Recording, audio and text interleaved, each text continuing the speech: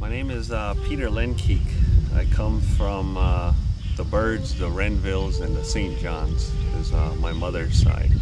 I'm an enrolled member of the Crow Creek Sioux tribe here, and spent most of my life here on the reservation.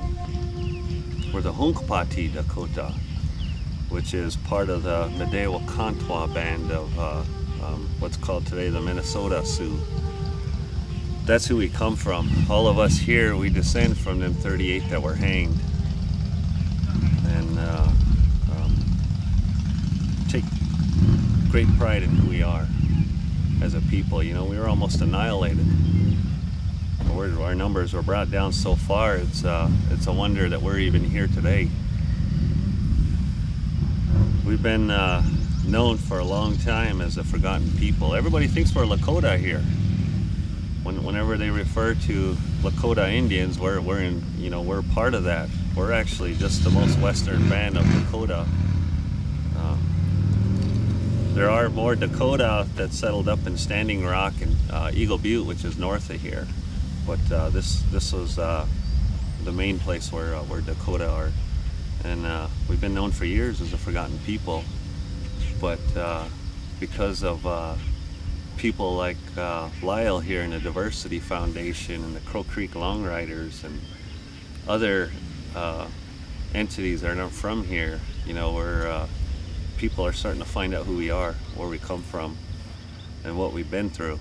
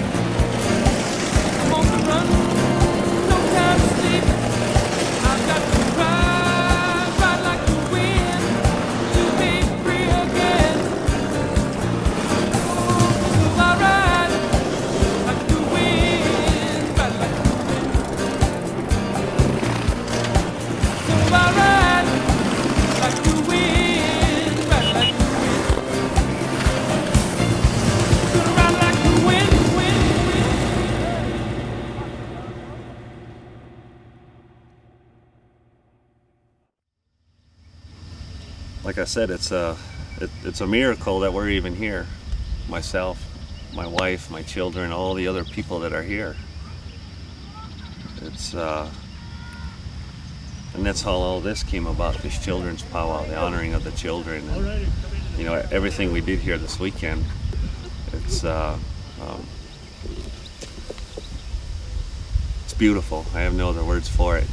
You know, these guys, they remembered we were here. That was deeply moving to me. I remember my grandmother always telling us that nobody knows we're here. Nobody knows about us. And it's I have no words for it, for what these guys do. I just can't do enough for them, for remembering us here.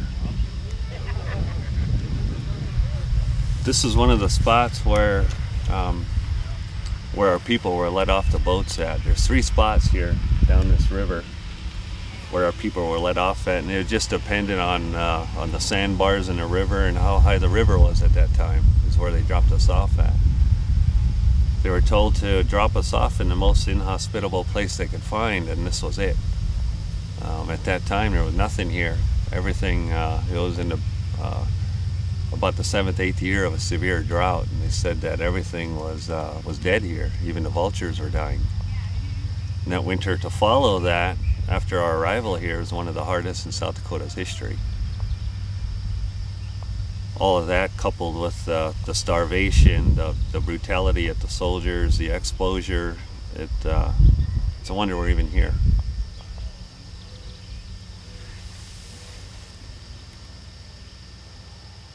When our people first got here, I read a lot of journals of the soldiers that were here, the missionaries that come to save us, and you know, all these people that accompanied our people, and they all kept journals and stuff. And And they all talk about when our people first came here, they said that almost every day they buried about 20 kids that starved to death right here in this area. And they're buried in these hills back here behind us, these bluffs overlooking the river. The children back then suffered the most. I couldn't imagine it. Our people weren't allowed to leave to hunt and gather what we needed for our family. The army kept saying, you can't leave, you can't leave.